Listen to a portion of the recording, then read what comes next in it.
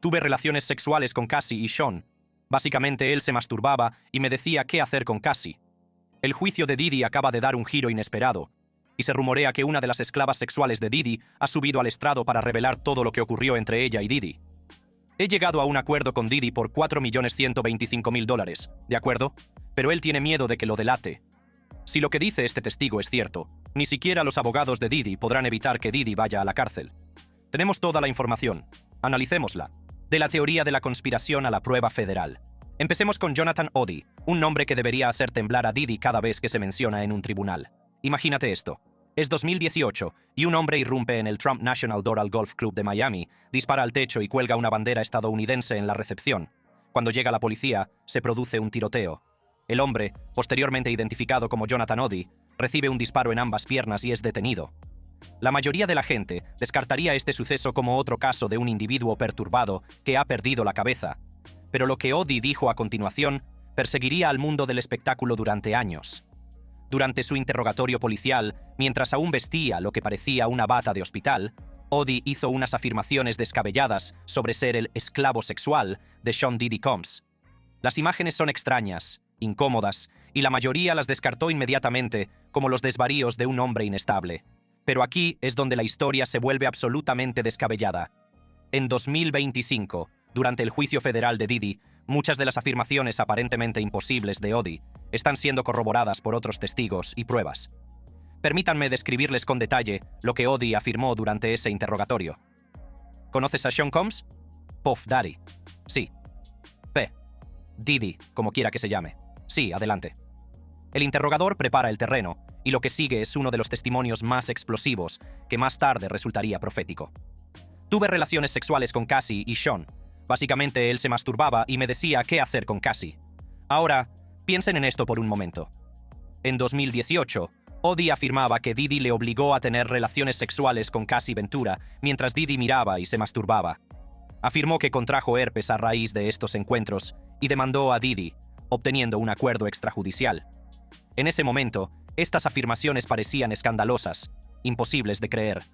Pero avanzamos rápidamente hasta 2025 y tenemos a Daniel Phillips, un acompañante masculino, testificando en un tribunal federal sobre experiencias casi idénticas con Didi y Cassie. Pero las afirmaciones de Oddi fueron aún más lejos, entrando en el terreno de la conspiración. Trafican con lo que se conoce como MDMA de alta potencia. Trafican con cocaína y también con cocaína líquida en botellas. La introducen en las botellas y la distribuyen. Yo he visto la cocaína líquida. La he bebido yo mismo, mientras mantenía relaciones sexuales con Gideon Cassie.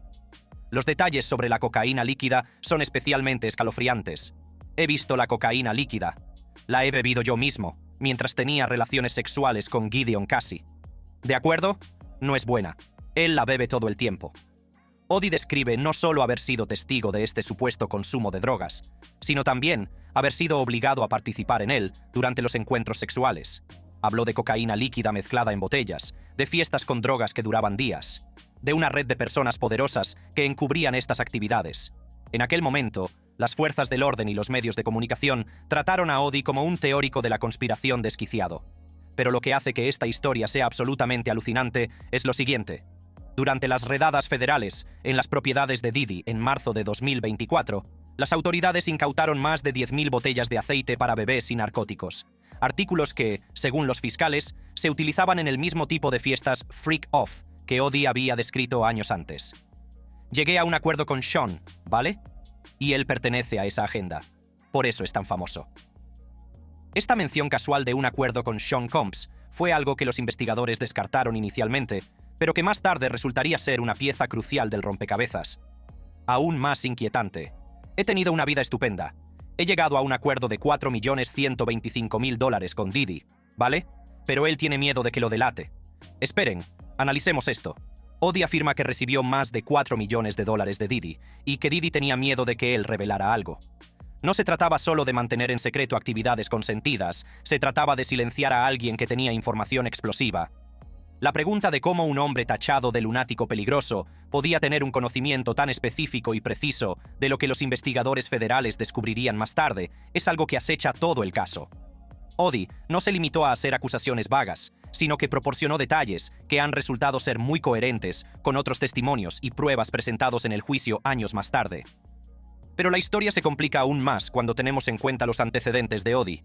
Era un antiguo actor de cine para adultos y stripper que afirmaba haber conocido a Diddy en una fiesta en Star Island y haber pasado al mundo del porno. Estos antecedentes hicieron que la gente descartara fácilmente sus afirmaciones.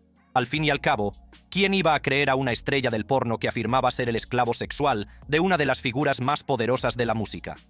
Pero incluso en su interrogatorio, Odie demostró comprender las conexiones y conspiraciones más amplias que, según él, estaban en juego. Ellos tenían todos los contratos. Son estos abogados, Mark Garagos y Ben Meselas. Ben Meselas trabajó para Bad Boy Entertainment durante 4 años y para Hillary Rodman durante 5. ¿De acuerdo? No se limitaba a lanzar acusaciones descabelladas, sino que describía una red de protección legal, nombrando a abogados concretos y sus conexiones con el imperio de Diddy. Este nivel de detalle sugiere que alguien tenía información privilegiada sobre cómo funcionaban estas supuestas operaciones. La transformación de Odie, de ser el hazmerreír a convertirse en un posible testigo clave, es quizás uno de los giros más dramáticos de la historia legal reciente. Los expertos legales sugieren ahora que las afirmaciones de Odie en 2018 están ganando credibilidad gracias al testimonio de Cassie Ventura en el 2018 juicio, que confirmó haber mantenido relaciones sexuales con él, y a la aparición de un supuesto acuerdo de confidencialidad por valor de $5 millones. Pero quizás la validación más reveladora proviene de la exmujer de Odie, Tonya Troutwine, quien ha proporcionado información crucial sobre el devastador impacto que estas supuestas experiencias tuvieron en la vida de Odie. En entrevistas con TMZ en mayo de 2025, Troutwine afirmó que la vida de Odie quedó destruida por su relación con Diddy, refiriéndose a las supuestas sesiones de sexo extremo con Diddy y Cassie. Troutwine describió a un hombre cuya vida se desmoronó por completo tras sus encuentros con Diddy. Contó que, antes de estos acontecimientos, Odie era un luchador que llevaba un estilo de vida saludable, pero que su comportamiento cambió drásticamente tras conocer a Diddy en una fiesta en Star Island y pasar del striptease a la pornografía. Aún más inquietante, reveló que Odie sigue temiendo represalias de Diddy, incluso estando encarcelado, pero se siente algo protegido en la cárcel debido a la distancia que lo separa de Diddy, que está siendo juzgado en Nueva York. Lo que hace que la historia de Odie sea tan convincente no es solo la especificidad de sus afirmaciones, sino cómo éstas han sido supuestamente corroboradas en el tribunal. Durante el testimonio de Cassie Ventura, el 16 de mayo de 2025, confirmó que ella y Diddy habían mantenido relaciones sexuales con Odie y expresó su desconfianza, ya que creía que él podría haber grabado una de sus fiestas sexuales. Este testimonio, reproducido junto con una grabación de audio en la que Ventura amenaza a un DJ por un vídeo sospechoso, ha sido considerado como una confirmación de las afirmaciones de Odie, que anteriormente habían sido desestimadas. La grabación de audio que mencionó Troutwine es especialmente escalofriante. Según los informes, en esta grabación se oye a Ventura amenazando a alguien por un presunto vídeo de uno de estos encuentros. Si existen tales grabaciones, si hay pruebas en vídeo de estos supuestos freak-offs, podrían proporcionar la prueba irrefutable que los fiscales necesitan para demostrar su caso más allá de toda duda razonable. El devastador testimonio del acompañante masculino.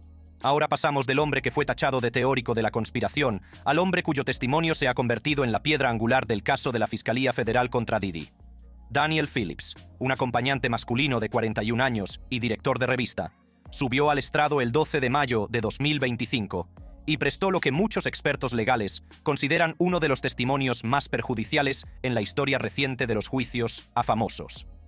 Sus palabras fueron tan gráficas, tan detalladas y tan perturbadoras que causaron conmoción en el Tribunal Federal de Manhattan.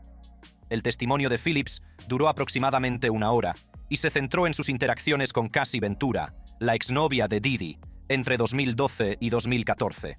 Pero no se trataba de un testimonio cualquiera, sino de un relato de primera mano de lo que los fiscales denominan freak-offs, los supuestos encuentros sexuales bajo los efectos de las drogas que constituyen el núcleo de los cargos de tráfico sexual contra Diddy.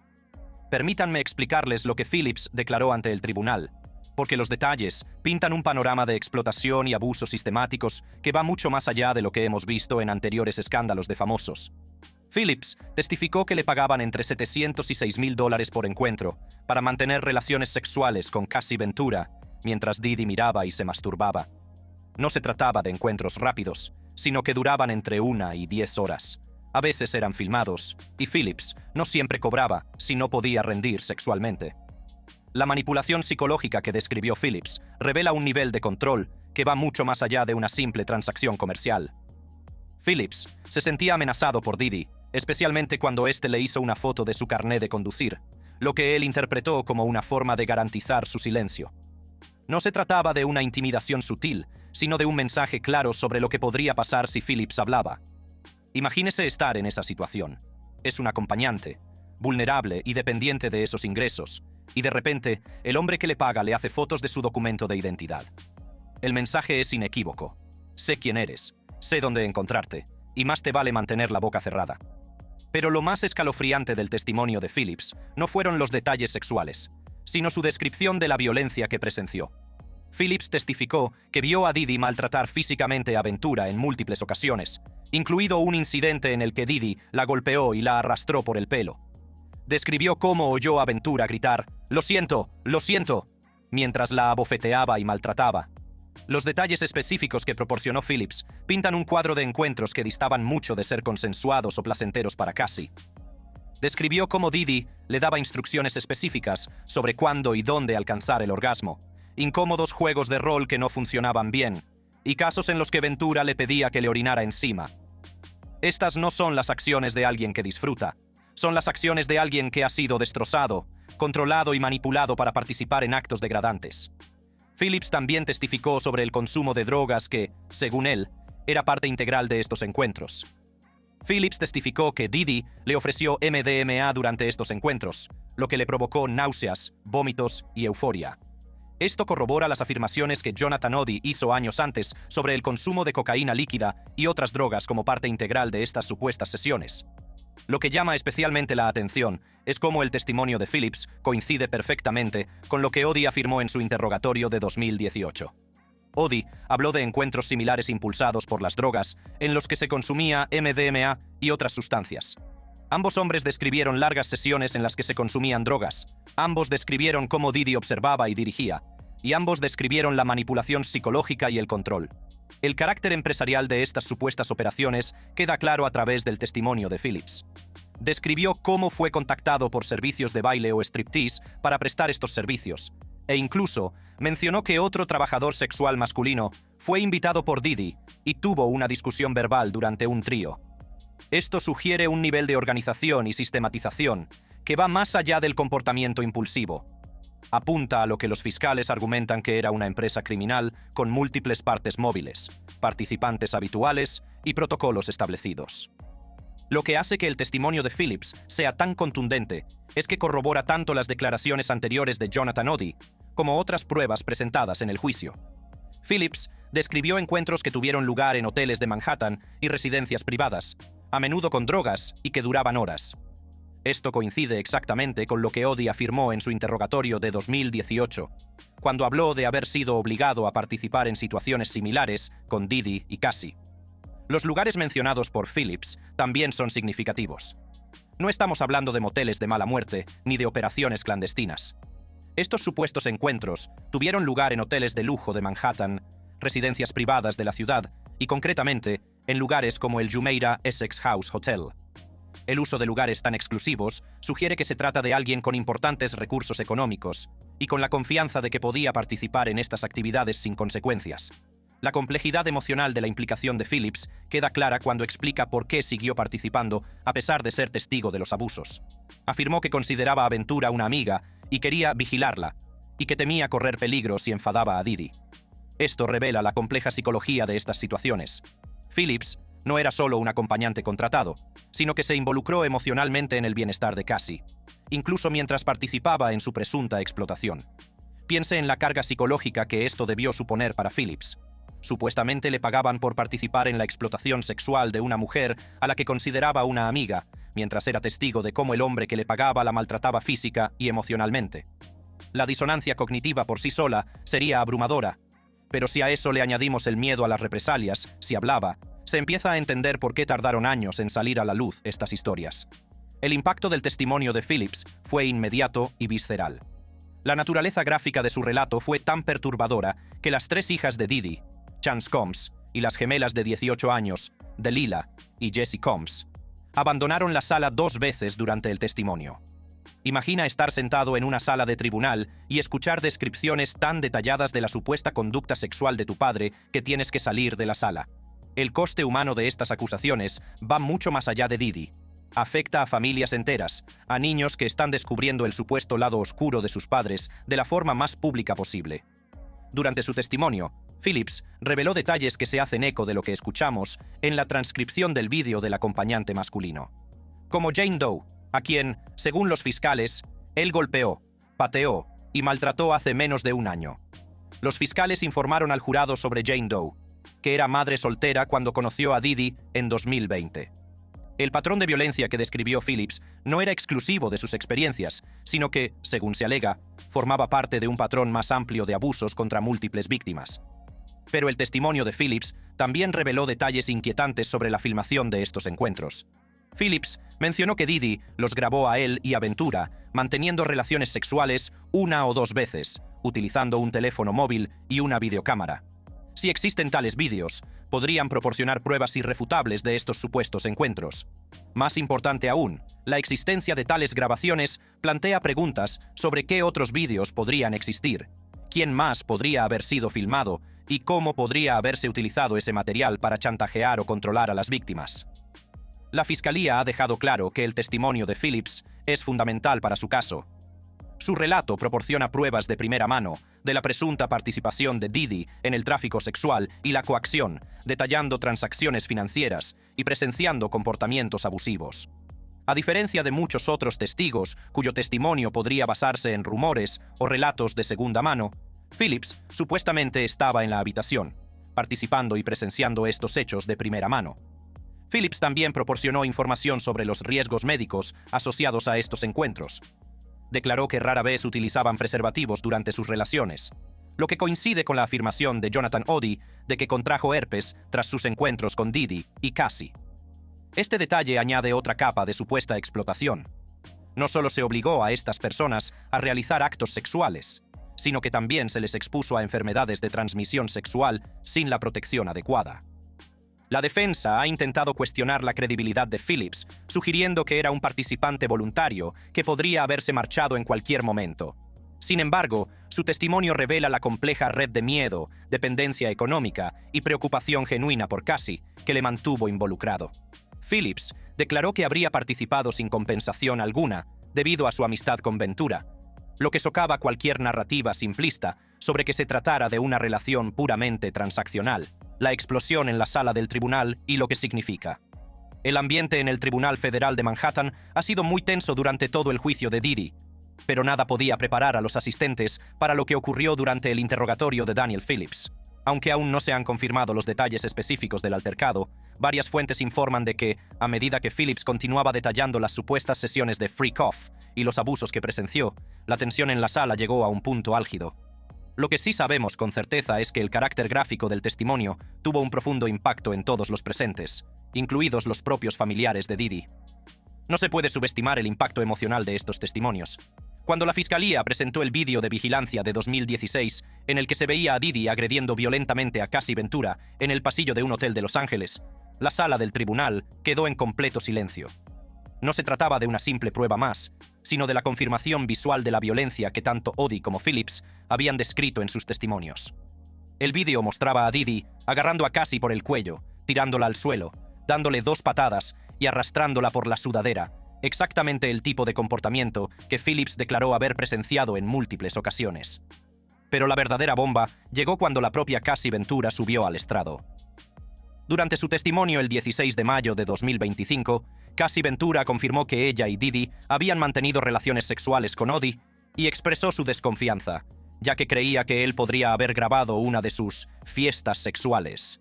Este testimonio corroboró literalmente todo lo que Jonathan Oddi había afirmado en su interrogatorio de 2018, afirmaciones que habían sido desestimadas como los desvaríos de un loco. Piense en las implicaciones de este momento. Una mujer que supuestamente había sido abusada y explotada durante más de una década estaba ahora, bajo juramento, confirmando las afirmaciones de un hombre que había sido descartado como un teórico de la conspiración. No solo estaba validando las afirmaciones de Odie sobre sus encuentros sexuales, sino que también expresaba su desconfianza hacia él, sugiriendo que incluso en esas situaciones supuestamente coercitivas, era lo suficientemente consciente como para preocuparse por ser grabada o chantajeada. Durante el juicio, podemos ver cómo la Fiscalía ha construido su caso de forma sistemática. Como explicó uno de los fiscales, hoy hemos conocido a otras mujeres, además de Cassie, que según la Fiscalía fueron víctimas de Diddy, como Jane Doe, a quien según los fiscales, él golpeó, pateó y maltrató hace menos de un año. No se trataba solo de Cassie. La Fiscalía ha alegado un patrón de abusos que afecta a múltiples víctimas. El fiscal continuó con detalles devastadores. Ella, según sus propias palabras, pensó que era una noche loca sin importancia, pero lo amaba desesperadamente y quería una relación real con él, dijo el fiscal. Jane Doe afirma que Diddy le pagaba el alquiler de la casa donde vivía con su hijo y que, aunque ella intentó resistirse a los abusos, él la amenazaba con dejar de mantenerla económicamente. Este testimonio revela la naturaleza sistemática de la presunta coacción. Utilizar la dependencia económica para obligar a participar en actos sexuales. Aún más inquietante. A continuación, supuestamente continuó golpeándola, pateándola, arrastrándola por el pelo y abofeteándola antes de obligarla a cubrirse el ojo morado y a mantener relaciones íntimas con una escort. Se perfila un patrón. Presuntos actos de violencia seguidos de encuentros sexuales forzados. Exactamente lo que tanto Odie como Phillips describieron en sus testimonios. Los fiscales federales han pintado el retrato de un hombre que utilizó su fama, su riqueza y su influencia para crear lo que ellos denominan una empresa criminal, que se prolongó durante más de 2 décadas. Las pruebas que han presentado van mucho más allá de los testimonios de Odie y Phillips. Durante las redadas en las propiedades de Diddy, los agentes federales incautaron más de 1000 botellas de aceite para bebés y lubricante, narcóticos y dispositivos electrónicos que contenían imágenes y vídeos de freak-offs. La Fiscalía también ha revelado el carácter sistemático de estas presuntas operaciones. Sí, el fiscal afirma que los freak-offs solían durar varios días, con múltiples acompañantes, y que a veces se les obligaba a viajar fuera del estado. El fiscal afirma que Diddy lo dirigía todo y que a menudo contaba con personal para reponer lubricante, ropa de cama y drogas para las mujeres y para él mismo, así como dinero en efectivo para las acompañantes. No se trata de un comportamiento impulsivo, sino de una operación organizada en la que presuntamente participaron varias personas. El mero volumen de artículos incautados durante estas redadas lo dice todo. No estamos hablando de unas pocas botellas de aceite para bebés que se pueden encontrar en el armario del baño de alguien. Estamos hablando de más de 1000 botellas, cantidades industriales que sugieren actividades sistemáticas y organizadas en las que participaron varias personas durante largos periodos de tiempo. Estas pruebas corroboran directamente lo que describieron tanto Odie como Phillips. Encuentros prolongados, con un uso intensivo de lubricantes y aceites.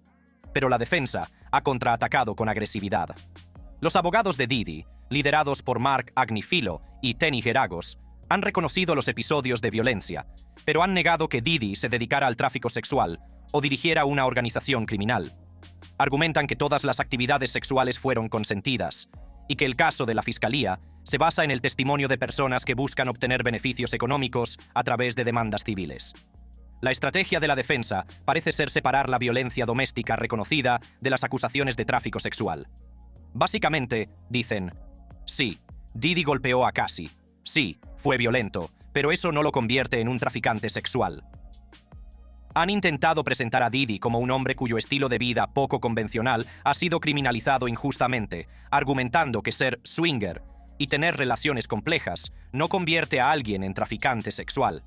La defensa también ha intentado cuestionar la credibilidad de testigos clave como Phillips, destacando inconsistencias en sus testimonios y cuestionando sus motivos.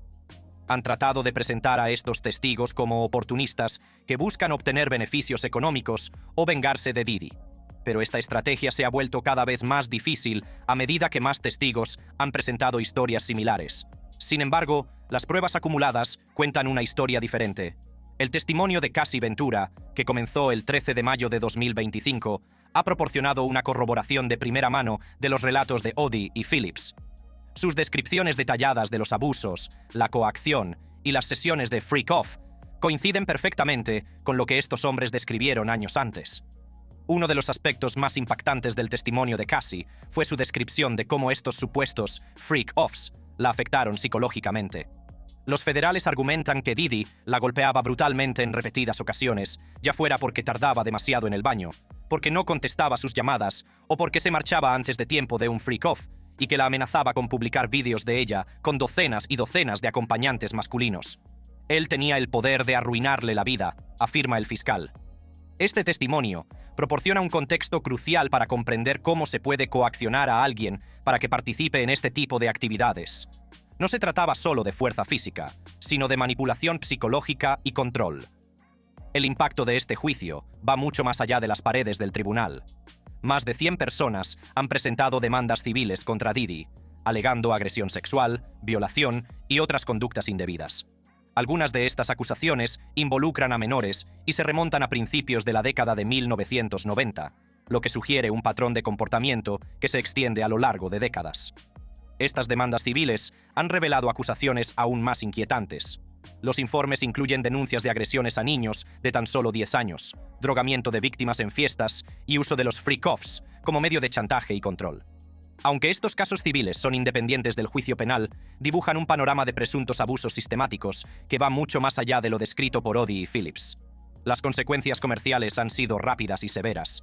Grandes marcas como Macy's han roto sus vínculos con la línea de ropa Sean John de Didi. Este ha dimitido de Revolt TV y se ha cancelado un reality show de Hulu sobre su familia. Lo que una vez fue un imperio de $1.000 millones construido sobre la música, la moda y los medios de comunicación, se está desmoronando bajo el peso de estas acusaciones. Pero quizás el aspecto más significativo de este juicio es lo que representa para la industria del entretenimiento en su conjunto. Los expertos jurídicos han comparado el caso de Didi con los de Harvey Weinstein y R. Kelly, sugiriendo que podría desencadenar un movimiento similar al Me Too en la industria del hip hop. Las similitudes son sorprendentes. Hombres poderosos que utilizan su influencia para supuestamente explotar y abusar de otros, sistemas que los protegieron durante décadas y víctimas que fueron silenciadas hasta que el peso de las pruebas se hizo innegable. El papel de las fuerzas del orden en este caso también ha sido objeto de escrutinio. El primer testigo llamado a declarar hoy es un agente de la policía de Los Ángeles. Israel Flores trabajaba en la seguridad del Hotel Intercontinental en 2016, cuando se vio a Combs agrediendo a Ventura en las cámaras de vigilancia. Flores testificó que Cassie no quería que se llamara a la policía, por lo que no llamó al 911. Esto plantea preguntas sobre cuántos otros incidentes pueden haber quedado sin denunciar, cuántas otras oportunidades hubo para detener este presunto abuso. El caso de la Fiscalía se basa en gran medida en demostrar un patrón de comportamiento, y los testimonios de Oddi y Phillips proporcionan piezas cruciales de ese rompecabezas. Si es declarado culpable de todos los cargos, Didi se enfrenta a la posibilidad de cadena perpetua. El cargo de crimen organizado conlleva una pena potencial de cadena perpetua, mientras que los cargos de tráfico sexual tienen una pena mínima obligatoria de 15 años. Se espera que el juicio dure aproximadamente 8 semanas, con testigos adicionales, entre ellos otras presuntas víctimas y socios de Didi. Cada testimonio añade otra capa a la narrativa de la Fiscalía sobre el abuso y la explotación sistemáticos. Lo que hace que este caso sea especialmente impactante es cómo desafía nuestra comprensión del consentimiento, el poder y la explotación. La defensa argumenta que personas fuertes y capaces como Cassie Ventura no pudieron ser coaccionadas, pero la Fiscalía replica que la coacción puede afectar a cualquiera, independientemente de su aparente fuerza. Este debate llega al núcleo de cómo entendemos el abuso en relaciones en las que existen importantes desequilibrios de poder. Los testimonios de Jonathan Oddi y Daniel Phillips también han puesto de relieve la compleja psicología de las víctimas y los testigos en estas situaciones. El dramático colapso de Oddi en 2018, que condujo a un tiroteo en un club de golf, sugiere el trauma psicológico que puede provocar el presunto abuso. La continua participación de Phillips, a pesar de haber sido testigo de la violencia, revela la compleja red de miedo, dependencia económica y preocupación genuina que puede mantener a las personas atrapadas en situaciones de explotación. El caso también ha planteado preguntas sobre cómo trata la sociedad a las personas que denuncian a figuras poderosas. Oddi fue tachado de teórico de la conspiración. Phillips fue tachado de participante a sueldo, y durante años Muchas de las acusaciones contra Diddy fueron tratadas como rumores o intentos de obtener beneficios económicos. Ahora, en un tribunal federal, estas voces están siendo escuchadas con todo el peso del sistema legal detrás de ellas. El impacto psicológico en todas las partes implicadas en este juicio es inmenso. Hemos visto a las hijas de Diddy abandonar la sala del tribunal en múltiples ocasiones debido a la naturaleza gráfica de los testimonios. Hemos oído hablar del trauma duradero que supuestamente afectó tanto a Odie como a Phillips. Y hemos sido testigos de cómo Cassie Ventura se ha subido al estrado con valentía para relatar algunas de las experiencias más íntimas y traumáticas de su vida. Pero más allá de las historias individuales, este juicio representa un ajuste de cuentas más amplio con las estructuras de poder de la industria del entretenimiento. Durante décadas, circularon rumores sobre la vida privada de Diddy, sobre fiestas salvajes y prácticas sexuales inusuales. Muchos de estos rumores fueron descartados como chismes o sensacionalismo de la prensa amarilla. Lo que este juicio ha revelado es que algunos de esos rumores pueden tener un fundamento mucho más oscuro en la realidad. La comparación con otros casos de gran repercusión mediática es inevitable, pero importante. Al igual que Harvey Weinstein, Diddy supuestamente utilizó su posición de poder para explotar a quienes dependían de él profesionalmente. Al igual que R. Kelly, supuestamente utilizó su riqueza e influencia para silenciar a las víctimas y encubrir sus delitos. Pero el caso de Diddy puede ser único por el alcance de la supuesta operación, el número de testigos, la variedad de delitos denunciados y el tiempo durante el que supuestamente se cometieron. Mientras esperamos la conclusión de este juicio, las voces de Odie y Phillips seguirán resonando en esa sala del Tribunal de Manhattan. Independientemente de que Diddy sea finalmente condenado o absuelto, los testimonios de Jonathan Odie y Daniel Phillips han garantizado que la supuesta verdad sobre lo que ocurrió en esas habitaciones de hotel, en esas fiestas, a puerta cerrada, nunca más será descartada como una mera teoría conspirativa o un cotilleo sensacionalista. Han dicho la verdad, y esa verdad ha sacudido los cimientos de un imperio que muchos creían intocable. Gracias por vernos. Haga clic en una de las tarjetas de su pantalla para ver más vídeos como este. Es una locura que nadie lo viera venir, pero dos de los nombres más importantes de la industria musical, Jay-Z y Diddy, se enfrentan ahora al final de su reinado. Tras años de construir imperios y atravesar escándalo tras escándalo, ambos magnates se han visto envueltos en batallas legales que podrían poner en peligro sus carreras y su libertad para siempre. Jay-Z, que permaneció en silencio durante los últimos problemas de Diddy, podría verse atrapado en la misma trampa, y los rumores que rodean su sospechosa amistad desde hace mucho tiempo están volviendo lentamente a perseguirle. ¿Podría ser este el fin de una era para dos iconos que antes se consideraban intocables? Es hora de averiguarlo. La amistad de dos magnates de la música. Diddy y Jay-Z se conocen desde los años 90, cuando ambos eran estrellas emergentes del hip hop. A pesar de toda la competencia del sector, congeniaron gracias a su entusiasmo mutuo y su amor por la música. En 1997, colaboraron en un tema del álbum de debut de Diddy, No Way Out. Un año después, Jay-Z escribió un verso en el siguiente proyecto de Diddy. Por aquel entonces, ambos eran ya noticia por sus polémicas, pero su vínculo permaneció inquebrantable. Jay-Z y Diddy han construido un imperio en la música y los negocios, como dos de los raperos más ricos de la historia. Según Forbes, Jay-Z tiene un patrimonio neto de $2.500 millones, mientras que Diddy llegó a valer unos 740 millones. Pero a pesar de la locura de dinero que han ganado, también han hecho un buen uso de su riqueza. En su día, incluso se unieron para donar $1 millón a las víctimas del huracán Katrina. En 2015, también insinuaron la posibilidad de dar un paso más en su relación empresarial. Diddy dijo una vez: «Jay y yo lo hemos hablado. Dijimos que queríamos elegir al mejor». Sin embargo, en relación con las recientes acusaciones de agresión contra Diddy, ha resurgido un viejo incidente de 2007 entre él y Jay-Z, que ha hecho especular a la gente sobre su relación. Durante una actuación en Screamfest 07, un videoclip muestra cómo Diddy parece tocarle el trasero a Jay-Z. Veámoslo rápidamente. Aunque la grabación es borrosa y difícil de distinguir, ha sido suficiente para que los fans vuelvan a hablar. Entonces, avancemos rápido hasta 2022, cuando los dos fueron vistos juntos en público, de pie junto a DJ Khaled mientras recibía su estrella en el Paseo de la Fama de Hollywood, mientras charlaban como viejos amigos. Los informes también han arrojado luz sobre las declaraciones realizadas por el abogado de Diddy, Mark Agnifilo, tras su detención y comparecencia. Además, se han filtrado clips de la entrevista de Diddy en el coche con James Corden, en la que Diddy bromeaba diciendo que la única persona, además de su madre, que podía llamarle Sean, era Jay-Z. Véanlo ustedes mismos. ¿Quién es Sean Approved del mundo del espectáculo? Solo hay una persona, y yo lo llamo Sean, que es Jay-Z. Nos llamamos Sean. O Casey, si nadie más podría llamarme Sean. Pero ahora, las cosas parecen diferentes.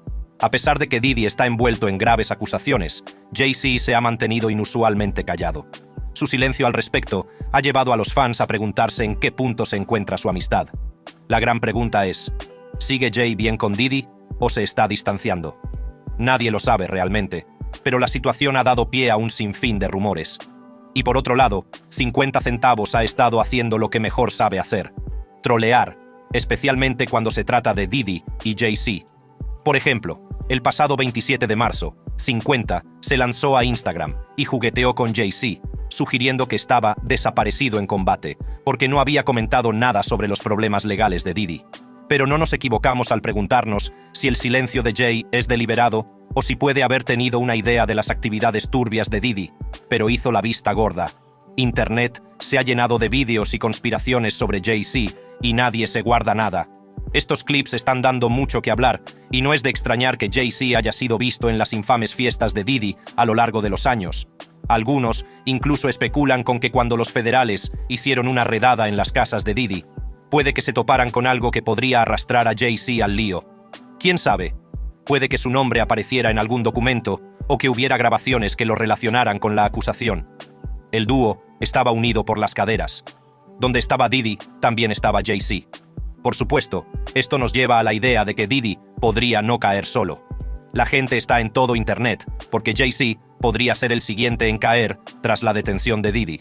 Algunos incluso creen que una redada federal en las propiedades de Jay-Z está a la vuelta de la esquina, y la posibilidad de que aterrice en una celda de la cárcel junto a Diddy está empezando a parecer demasiado real. Pero las cosas se están complicando aún más. También han aparecido viejos vídeos de la cantante Jaguar Wright en los que acusa a Jay-Z de comportamiento inapropiado en una de las infames fiestas de Diddy. Para empeorar las cosas, hay una vieja entrevista con Reggie Wright, ex-manager de Death Row Records, que dejó caer algunas acusaciones graves, afirmando que Jay-Z había estado involucrado con chicas menores de edad. No te lo creas, echémosle un vistazo, pero voy a exponer a alguien que nosotros todos olvidamos. ¿Todos ustedes ven esta foto de Jay-Z con Alia cuando ella era menor de edad? Jal se olvidó de Jay-Z. Si te estás preguntando si estas acusaciones contra Jay-Z tienen algún peso, vale la pena señalar que no es ajeno a los problemas legales. En 1999, tanto Jay-Z como Diddy se vieron en apuros y se enfrentaron a posibles penas de cárcel. Con la reaparición de estas acusaciones, algunos se preguntan si la historia está a punto de repetirse para Jay-Z, sobre todo con la reciente detención de Diddy sacando a relucir viejos trapos sucios. Según el New York Post, por aquel entonces, Jay-Z se enfrentaba a serias presiones por apuñalar al ejecutivo discográfico Lance Rivera. Por la misma época, Diddy también estaba metido en su lío, lidiando con las secuelas del infame tiroteo en un club, donde se le vio huyendo de un local de Times Square con Jennifer López a su lado. Ambos magnates del rap estaban metidos en un buen lío, pero echemos un vistazo a lo que llevó a Jay-Z a cometer un crimen tan atroz en primer lugar. Todo empezó el 2 de diciembre de 1999, en una fiesta de presentación del álbum Amplified de Q-Tip en el Kit Kat Club, un club nocturno de Times Square ya cerrado. Jay-Z, que estaba convencido de que Rivera estaba detrás del pirateo de su álbum Vol 3 Dots Life and Times of S. Carter, tomó cartas en el asunto, literalmente. En lugar de sacar las cosas de quicio o presentar una demanda como haría una persona normal, Jay-Z pensó que lo mejor sería utilizar el caos del club como tapadera para apuñalar a Rivera en el estómago con una cuchilla de 5 pulgadas. Pero al menos intentó arreglar las cosas, porque ningún secreto permanece secreto para siempre. Con esa idea en mente, Jay-Z se entregó al día siguiente y fue detenido inmediatamente. Sin embargo, fue puesto rápidamente en libertad bajo fianza de $50,000. Durante el juicio, Jay-Z y su equipo legal alegaron que tenían testigos y vídeos que demostraban que no estaba cerca de Rivera en ese momento, pero al final se declaró culpable de agresión en tercer grado y se libró de una condena de 3 años de libertad condicional. Ese capítulo de su vida podría haber terminado ahí, pero la historia ha empezado a ser tendencia de nuevo, con la gente preguntándose si sus pasados encontronazos con la ley podrían volver a perseguirle. Más tarde, en su libro de 2010 Decoded, Jay-Z se sinceró sobre aquella infame noche en la fiesta de presentación del álbum de Q-Tip. Admite que la situación se le fue de las manos de una forma que no esperaba. Recuerda que se topó con el tipo del que todo el mundo hablaba, el que supuestamente estaba detrás de la piratería de su álbum. Naturalmente, se enfrentó a él. Pero lo que pilló desprevenido a Jay-Z fue lo fuerte y a la defensiva que se puso el tipo en plena discoteca. Conmocionado y confuso, Jay-Z se acercó a la barra tratando de asimilar lo que acababa de ocurrir.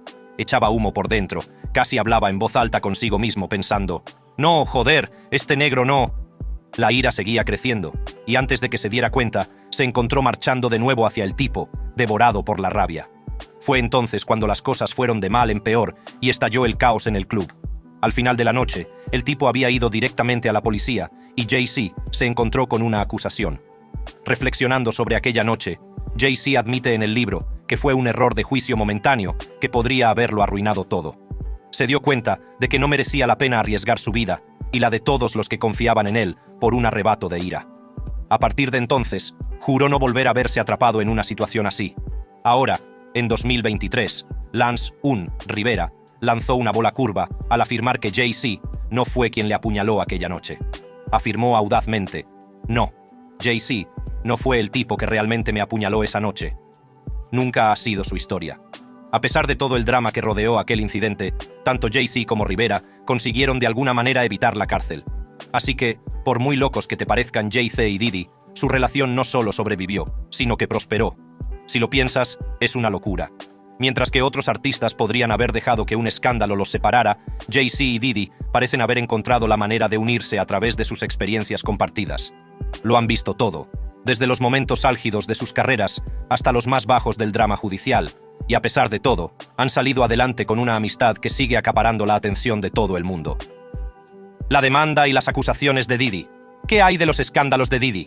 ¿Y cómo los sopesamos con el nivel de problemas en los que se ha metido Jay-Z a lo largo de los años? Los problemas legales de Diddy se han ido acumulando, y las cosas pintan bastante mal para el magnate del hip hop.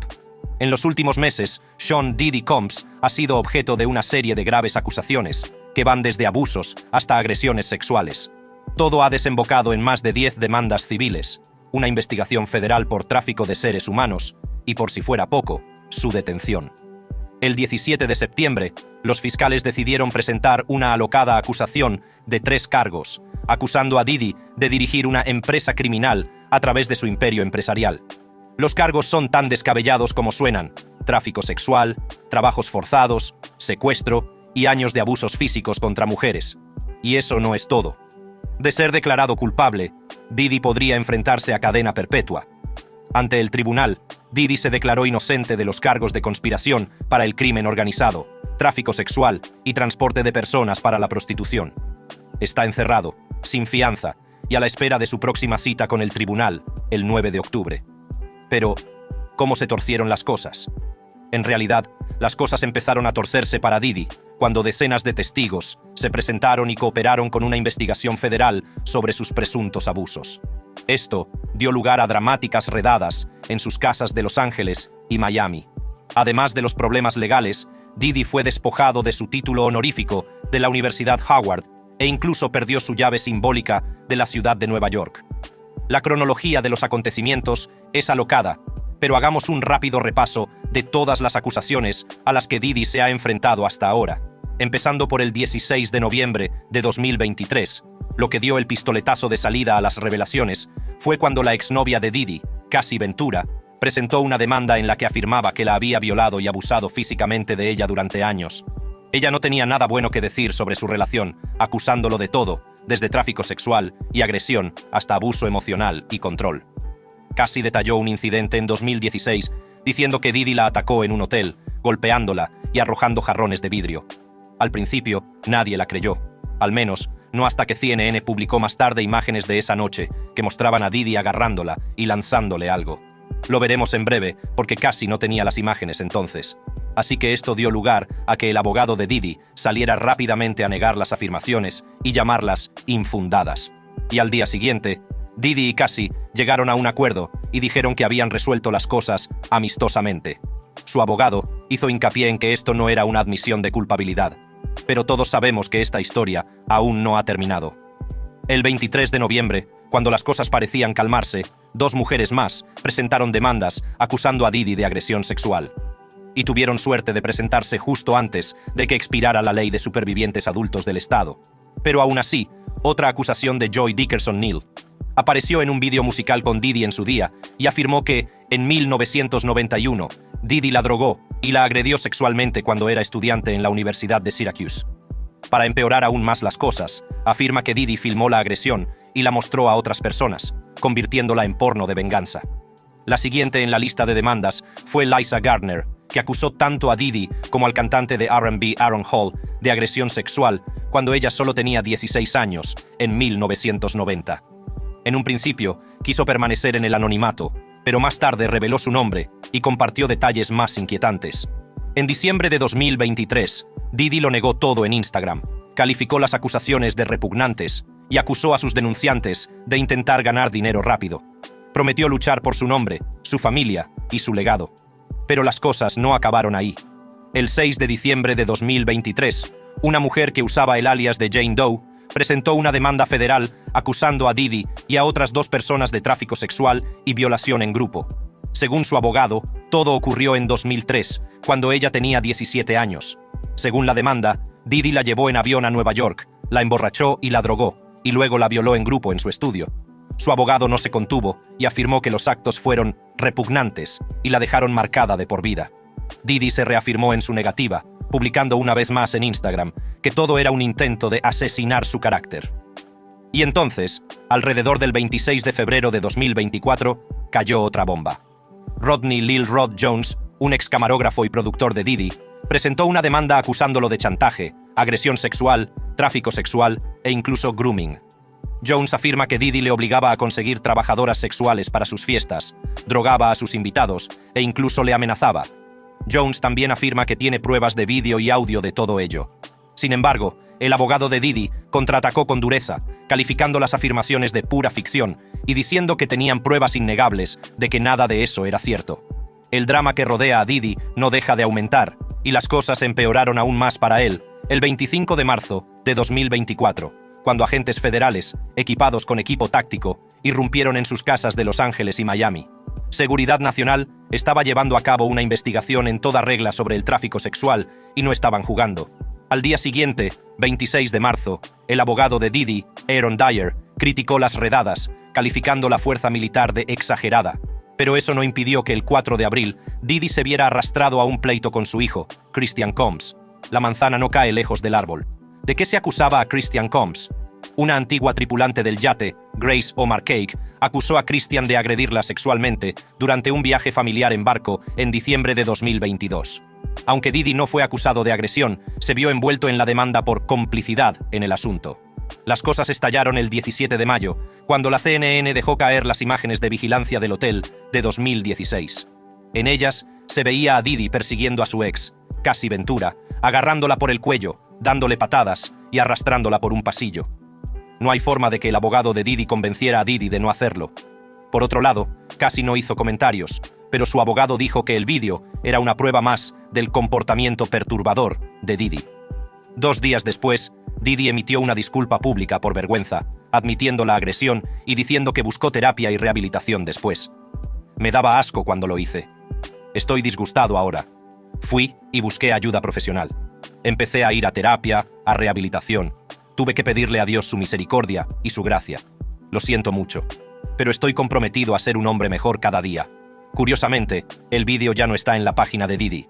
Pero como se puede ver, en el vídeo, ahora eliminado, reconoció sus acciones, pero no pidió perdón.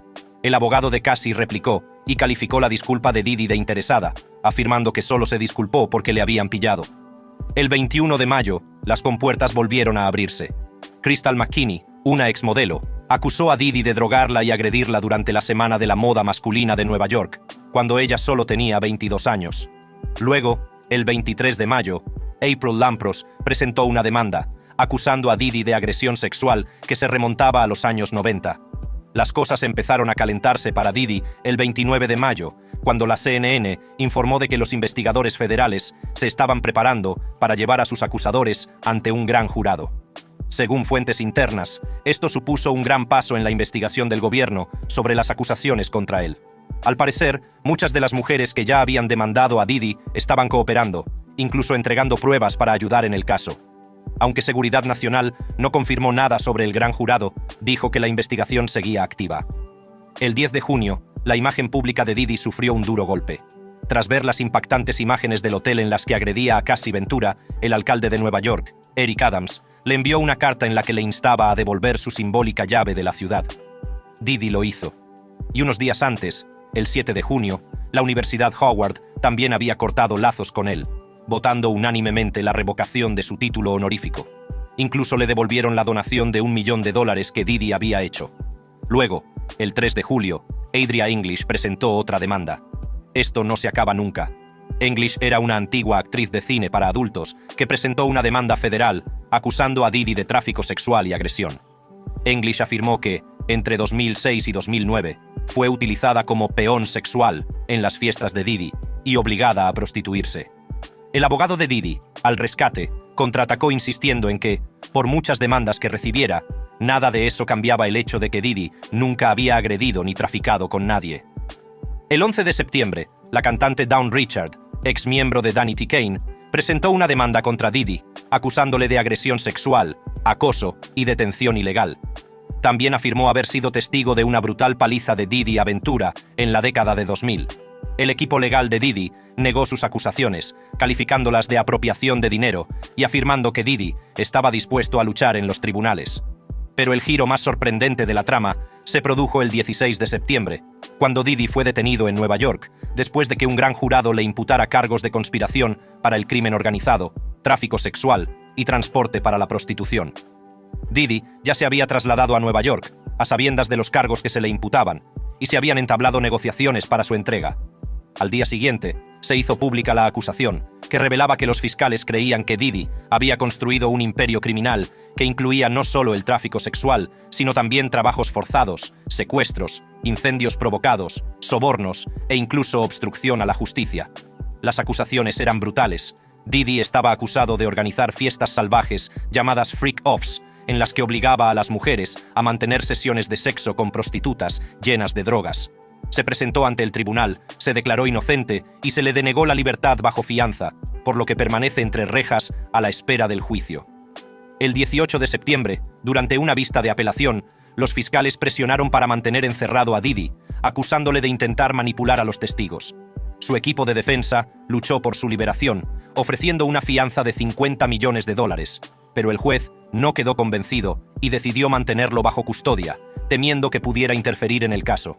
Entonces, cuando parecía que las cosas no podían ir peor, el 24 de septiembre llegó otra demanda. Talia Graves presentó una demanda federal acusando a Diddy y a su guardaespaldas de drogarla y agredirla sexualmente en 2001 y de grabarlo. Aunque Diddy aún no ha respondido, su guardaespaldas negó rotundamente las acusaciones, diciendo que ni siquiera la conocía y que no trabajaba para Diddy en aquel momento. Y mientras Diddy está en el candelero por todas las razones equivocadas, no nos olvidemos del magnate de la música Jay-Z, cuyo nombre también ha estado ligado a escándalos. Pero aunque los problemas de Jay no han alcanzado el mismo nivel de acusaciones criminales que los de Diddy, ha tenido su buena dosis de drama en la industria. Y con el actual caos que envuelve a Diddy, muchos empiezan a preguntarse: ¿cuánto sabía Jay-Z de estas acusaciones y por qué ha permanecido tan callado?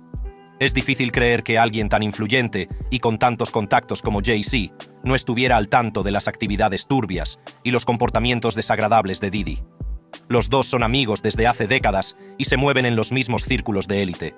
Sin embargo, a pesar de las explosivas demandas y acusaciones penales dirigidas contra Diddy, Jay-Z no ha hecho ningún comentario.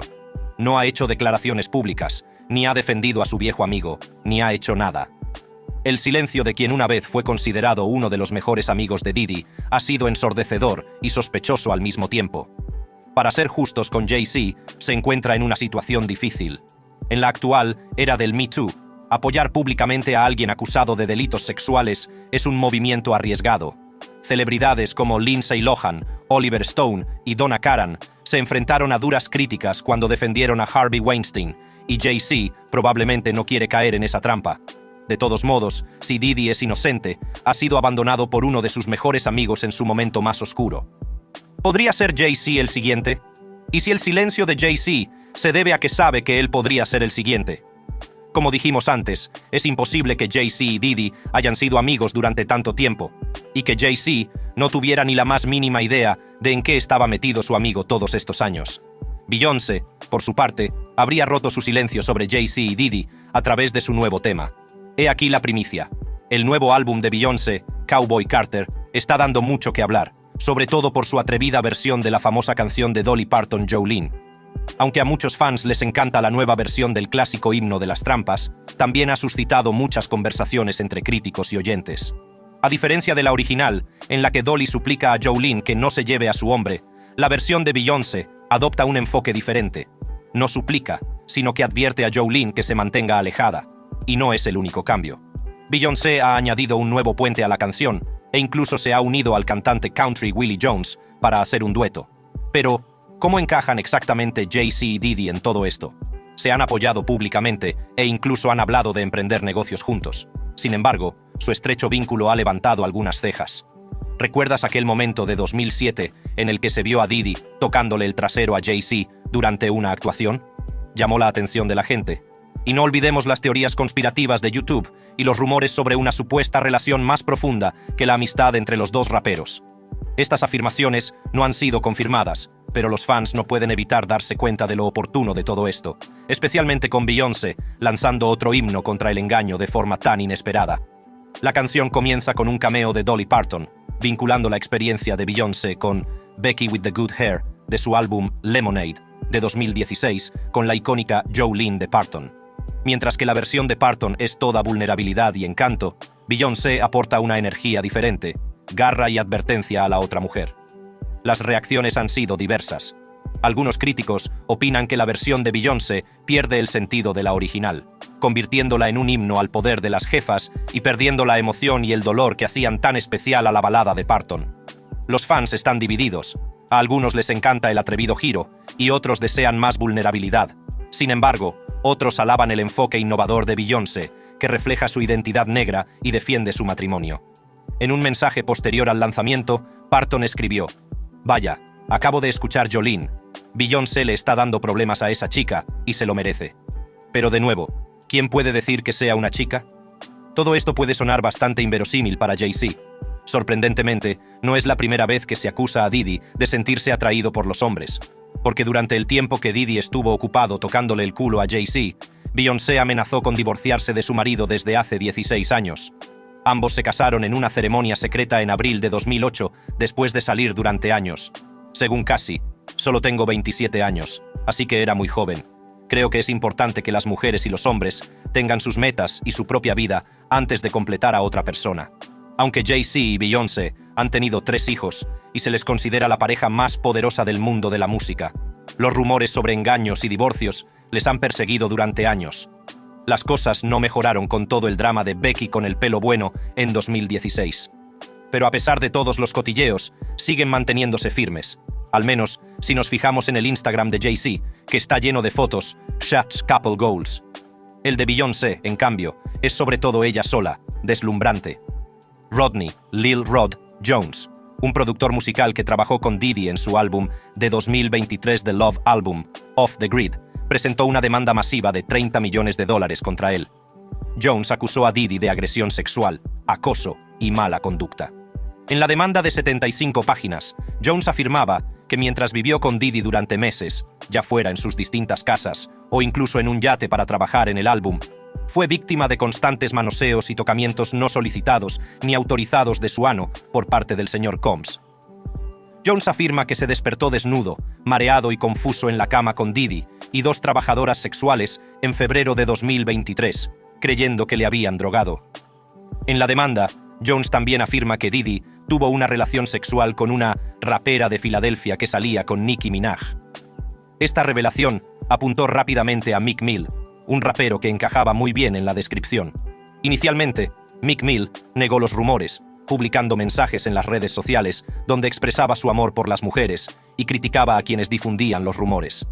Mill también ha respondido a las acusaciones acusando a Lil Rod Jones de mentir e intentar destruir su reputación. Por ahora, la verdad está en el aire. Aunque todas estas acusaciones definitivamente no prueban que Diddy y Jay-Z tengan un romance, lo más interesante sin duda sería que Jolene resultara ser Diddy. Y con el silencio de Jay-Z al respecto, quién sabe, quizá la próxima redada sea en su casa, o quizá una demanda contra él. En cualquier caso, si se descubre algo más sobre su amistad y se descubre que Jay-Z sabía más de lo que dice, podría correr la misma suerte que Diddy. En estos momentos, las batallas legales de Diddy están desbaratando su carrera, y si Jay-Z no tiene cuidado, guardar silencio podría ser también su perdición. ¿Te ha gustado el vídeo? ¿Quieres más? Sigue atento haciendo clic en cualquiera de las tarjetas de tu pantalla para ver más contenido emocionante. Hasta la próxima.